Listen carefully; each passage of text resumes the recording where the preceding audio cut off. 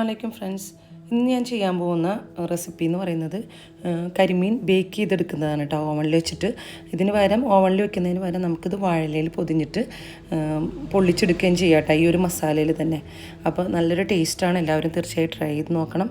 ഇതെങ്ങനെ ഉണ്ടാക്കുന്നത് നമുക്ക് നോക്കാം കേട്ടോ. അതിന് വേണ്ടിയിട്ട് ഞാൻ 6 ടീസ്പൂൺ കാശ്മീരി ചില്ലി എടുത്തിട്ടുണ്ട്, 3/4 ടീസ്പൂൺ മഞ്ഞൾപ്പൊടി, 2 ടീസ്പൂൺ കുരുമുളക് പൊടി, പിന്നെ ഒരു വലിയ പിടി ചെറിയ ഉള്ളി, ഒരു 12 അല്ലിയോളം വെളുത്തുള്ളി ഉണ്ട്, ഒരു 3-4 കഷ്ണം ഇഞ്ചി ഉണ്ട് കേട്ടോ.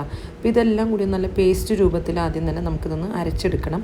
അപ്പോൾ അതുകൊണ്ട് മിക്സിയുടെ ജാറിലേക്ക് നമുക്ക് ആദ്യം തന്നെ കുരുമുളകും, ഓൾറെഡി കുരുമുളക് ഒന്ന് ചതച്ച കുരുമുളകാണ് കേട്ടോ, അതിലേക്ക് മഞ്ഞൾപ്പൊടിയും മുളക് പൊടിയും ചേർത്ത്, പിന്നെ അതിലേക്ക് നമുക്ക് ഈ ചെറിയ ഉള്ളിയൊക്കെ ഒന്ന് ചെറുതായി ഒന്ന് കട്ട് ചെയ്തെടുക്കണം. അത് കട്ട് ചെയ്തെടുത്തിട്ട് അതും കൂടി ചേർത്തിട്ട് നല്ല പേസ്റ്റ് രൂപത്തിൽ നമുക്കൊന്ന് അരച്ചെടുക്കട്ടെ. അപ്പോൾ ഞാൻ ചെറിയ ഉള്ളിയൊക്കെ ഒന്ന് കട്ട് ചെയ്ത് കൊടുത്തിട്ടുണ്ട്, നന്നായി ഒന്ന് അരഞ്ഞ് കിട്ടാൻ വേണ്ടിയിട്ടാണ് കേട്ടോ. എന്നിട്ട് നമുക്ക് എല്ലാം കൂടി നന്നായി കുറച്ച് ഉപ്പും കൂടി ചേർത്തിട്ട്, പിന്നെ നമുക്കിതിലേക്ക് കുറച്ച് വിനെഗർ ഒഴിക്കണം കേട്ടോ, 2 ടീസ്പൂൺ വിനെഗറും കൂടി ഒഴിക്കണം. അപ്പോൾ നമ്മൾ ഈ മസാലയ്ക്ക് ആവശ്യമുള്ള ഉപ്പ് ചേർത്ത് കൊടുക്കാം, മീൻ ആവശ്യമുള്ള ഉപ്പ് ചേർത്ത് കൊടുക്കാം. വിനെഗർ 2 ടീസ്പൂൺ ഒഴിച്ചിട്ട് നമുക്ക് നന്നായി ഒന്ന് അരച്ചെടുക്കാം. നല്ല പേസ്റ്റ് രൂപത്തിൽ ഇതേപോലെ അരച്ചെടുക്കാം. കാശ്മീരി ചില്ലി ആയതുകൊണ്ട് തന്നെ നല്ല കളറ് കിട്ടും, എരിവ് കുറവുമായിരിക്കും കേട്ടോ. അപ്പോൾ ഞാൻ 3/4 കിലോ കരിമീനാണ് എടുത്തിട്ടുള്ളത്. അതിലേക്ക് നമുക്ക് ആവശ്യത്തിനുള്ള മസാല ഇതിൻ്റെ മുകളിൽ തേച്ച് കൊടുക്കാം. ബാക്കി നമുക്ക് ഈ അരച്ച് വെച്ചിട്ടുള്ള മസാലയില്ലേ, അത് നമുക്ക് ഫിഷിന് ആവശ്യമുള്ള ഉള്ളി വഴറ്റിയെടുക്കുന്നുണ്ട്, അതിലേക്ക് ചേർത്ത് കൊടുക്കാം. നമുക്ക് ഈ മസാല നന്നായി മീനിൻ്റെ എല്ലാ ഭാഗത്തും തേച്ച് പിടിപ്പിക്കട്ടെ, ഉള്ളിലും 2 സൈഡിലായിട്ട് നന്നായി ഒന്ന് തേച്ച് പിടിപ്പിക്കുക. എന്നിട്ട് ഒരു 1/2 അവറോളം റെസ്റ്റ് ചെയ്യാൻ വേണ്ടിയിട്ട് വെക്കാം കേട്ടോ. മസാല നന്നായി തേച്ച് വെച്ചിട്ടുണ്ട്. അതിൻ്റെ മുകളിലായിട്ട് കുറച്ച് മൈദ ഒന്ന് ഇതുപോലെ വിതറി കൊടുക്കുക, കുറച്ച് ചെറുതായിട്ട് വിതറി കൊടുത്താൽ മതി, 2 സൈഡിലും ഒന്ന് വിതറി കൊടുക്കുക കേട്ടോ. എന്നിട്ട് നമുക്ക് ഇതൊന്ന് ഒരു 1/2 അവർ റെസ്റ്റ് ചെയ്തതിന് ശേഷം ഫ്രൈ ചെയ്തെടുക്കുക. എന്നിട്ടൊന്ന് ഫ്രിഡ്ജിൽ വയ്ക്കുക. ഫ്രിഡ്ജിൽ വെച്ചതിന് ശേഷം നമുക്കൊരു 1/2 അവർ കഴിഞ്ഞതിന് ശേഷം എടുത്തിട്ട് ഇതൊന്ന് സാധാരണ നമ്മൾ കരിമീൻ ഫ്രൈ ചെയ്തെടുക്കുന്ന പോലെ തന്നെ, ഡീപ് ഫ്രൈ ഒന്നുമല്ല കേട്ടോ, കുറച്ച് വെളിച്ചെണ്ണ ഒഴിച്ചിട്ടാണ് നമ്മളിതൊന്ന് ഫ്രൈ ചെയ്തെടുക്കുന്നത്. ഷാലോ ഫ്രൈ ആണ് ചെയ്യുന്നത്. അപ്പോൾ നമുക്ക് വെളിച്ചെണ്ണ ഒഴിച്ചിട്ടുണ്ട്, അതിലേക്കൊന്ന് കരിമീൻ വെച്ചിട്ട് 2 സൈഡും ഒന്ന് ചെറുതായി മൊരിയിച്ചെടുക്കാം.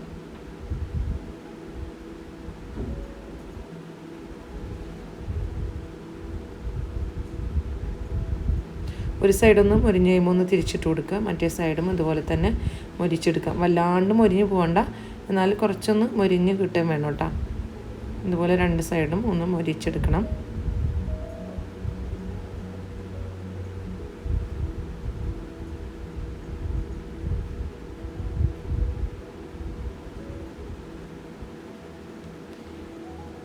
ഇപ്പോൾ 2 സൈഡും ആയിട്ടുണ്ട്. നമുക്കിതിന്ന് പാനിൽ നിന്ന് എടുക്കാം.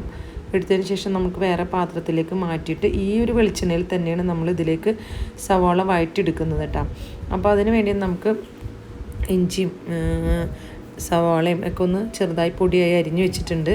അപ്പോൾ ഞാനിതിലേക്ക് കുറച്ച് ഇഞ്ചി, ചെറിയൊരു കഷ്ണം ഇഞ്ചിയും കുറച്ച് കറിവേപ്പില ഇട്ടിട്ട് നമുക്കിതൊന്ന് വഴറ്റിയെടുക്കാം. അപ്പോൾ നേരത്തെ നന്നാക്കി വെച്ച ഇഞ്ചിയിൽ നിന്ന് ഒരു കഷ്ണം എടുത്തിട്ടാണ് കേട്ടോ ഞാൻ ഇതുപോലെ ഒന്ന് കട്ട് ചെയ്ത് വെച്ചത്.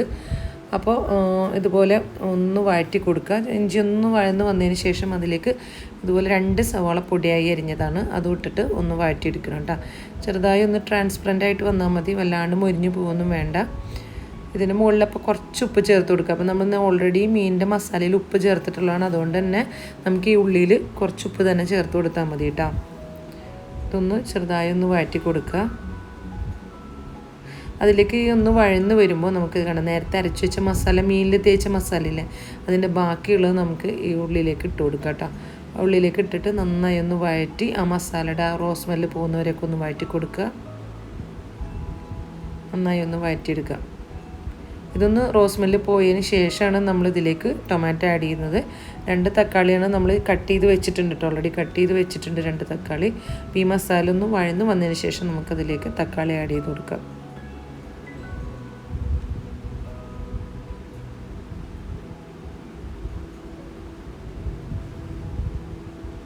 ഇപ്പോൾ നന്നായി ഒന്ന് വഴന്ന് മസാലയുടെ റോസ് സ്മെല്ലൊക്കെ ഒന്ന് പോയിട്ടുണ്ട്. അതിലേക്ക് 2 തക്കാളി ചേർത്തിട്ട് ഒന്ന് വഴറ്റി കൊടുക്കാം. അപ്പോൾ ഇതുപോലെ ഉണ്ടാക്കിയിട്ട് ഇത് ഞാനൊന്ന് ബേക്ക് ചെയ്തെടുക്കുക, ഓവനിൽ വെച്ചിട്ട് ബേക്ക് ചെയ്തെടുക്കുകയാണ് ചെയ്യുന്നത്. അതിന് പകരം നിങ്ങൾക്ക് വാഴയിലയിൽ വെച്ചിട്ട് നിങ്ങൾക്ക് പൊള്ളിച്ചെടുക്കുന്ന പോലെ ഉണ്ടാക്കിയെടുക്കുകയും ചെയ്യാം കേട്ടോ, ഈ ഒരു മസാലയിൽ തന്നെ. ഇതിന് മുന്നേ ഞാനൊരു ഫിഷ് മസാലയുടെ ഒരു പൊള്ളിക്കുന്നൊരു റെസിപ്പി കാണിച്ചിട്ടുണ്ട്. അതിൻ്റെ ലിങ്ക് ഞാൻ ഡിസ്ക്രിപ്ഷനിൽ കൊടുക്കാം. അത് ഞാൻ സീബ്രയും വെച്ചിട്ടാണ് ചെയ്തിട്ടുള്ളത്. അത് തന്നെ കുറച്ച് സോസൊക്കെ ഒഴിച്ചിട്ടുള്ള ടൊമാറ്റോ സോസൊക്കെ ഒഴിച്ചിട്ടുള്ള രീതിയിലാണ് പൊള്ളിച്ചെടുത്തിട്ടുള്ളത് കേട്ടോ, നട്ട്സൊക്കെ ഇട്ടിട്ട്. അപ്പോൾ അതൊന്ന് ട്രൈ ചെയ്ത് നോക്കുക, അത് നല്ല ടേസ്റ്റിയാണ്. ഇതിൽ കുറച്ച് തേങ്ങാപ്പാൽ ഞാൻ ആഡ് ചെയ്തിട്ടുണ്ട് കേട്ടോ. അപ്പോൾ നമ്മൾ ടൊമാറ്റോ നന്നായി വഴന്ന് വന്നതിന് ശേഷം ഞാൻ ഈ ബേക്ക് ചെയ്യാനുള്ള ബേക്കിംഗ് ട്രേയിലേക്ക് കുറച്ച് പകുതി എടുത്തിട്ടൊന്ന് ഫുള്ളായിട്ടൊന്ന് നിരത്തി കൊടുക്കുന്നുണ്ട്. അപ്പോൾ മീനിൻ്റെ അടിഭാഗത്ത് മസാല കിട്ടാൻ വേണ്ടിയിട്ടാണ് കേട്ടോ അങ്ങനെ ചെയ്യുന്നത്. എന്നിട്ട് അതിൻ്റെ മുകളിലായിട്ട് നമ്മൾ ഫിഷ് വെച്ച് കൊടുക്കുക. എന്നിട്ട് ഫിഷിൻ്റെ മുകളിലായിട്ട് ബാക്കിയുള്ള മസാലയും കൂടി വെച്ച് കൊടുക്കുക കേട്ടോ. എന്നിട്ട് നന്നായി ഒന്ന് കവർ ചെയ്തെടുക്കണം. നന്നായി ഒന്ന് കവർ ചെയ്തെടുത്തതിന് ശേഷം നമുക്ക് തേങ്ങാപ്പാൽ, നല്ല കട്ടിയിലുള്ള തേങ്ങാപ്പാൽ 1 കപ്പോ അല്ലെങ്കിൽ മുക്കാൽ കപ്പോ ഒഴിച്ചാൽ മതി. നമുക്ക് ഇതൊരു നല്ല മസാല കുഴഞ്ഞ രൂപത്തിലാവും നമുക്ക് കിട്ടുക കേട്ടോ.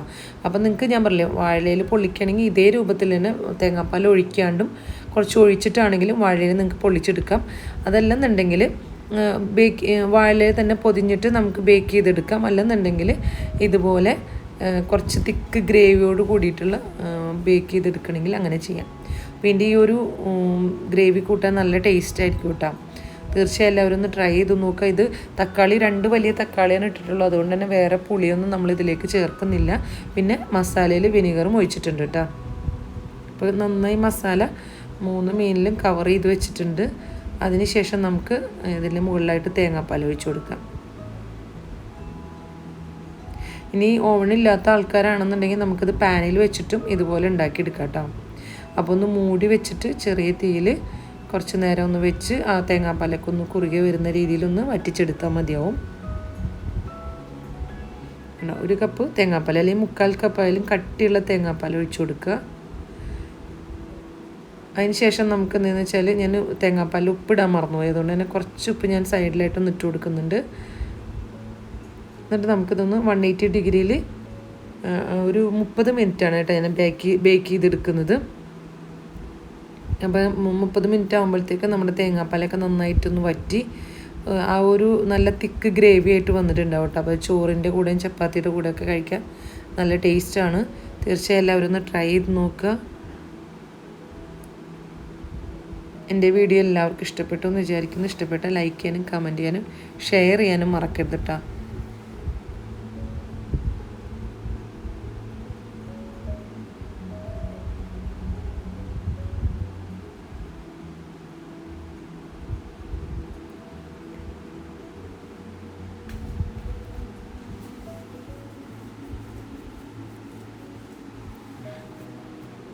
ഇതുപോലെ നമുക്ക് ഫിഷ് വെച്ചിട്ട് അതിൻ്റെ ഫിഷ് അപ്പം നല്ല മസാല മുകളിലും മൊരിഞ്ഞിരിക്കുന്നുണ്ടാവും. അതിൻ്റെ ഗ്രേവി നല്ല തിക്ക് ഗ്രേവി ആയിട്ട് സൈഡിലുണ്ടാവും. അപ്പം നമുക്കിതുപോലെ സൈഡിൽ കുറച്ച് ഗ്രേവിയൊക്കെ ഒഴിച്ച് പത്തിരിക്കോ ചപ്പാത്തിക്കോ പൊറോട്ടയ്ക്കോ എന്ത് വേണമെങ്കിലും കഴിക്കാൻ നല്ല ടേസ്റ്റാട്ടോ. അപ്പോൾ ഇൻഷാ അല്ലാഹ് അടുത്തൊരു വീഡിയോ ആയിട്ട് വീണ്ടും വരാം. താങ്ക്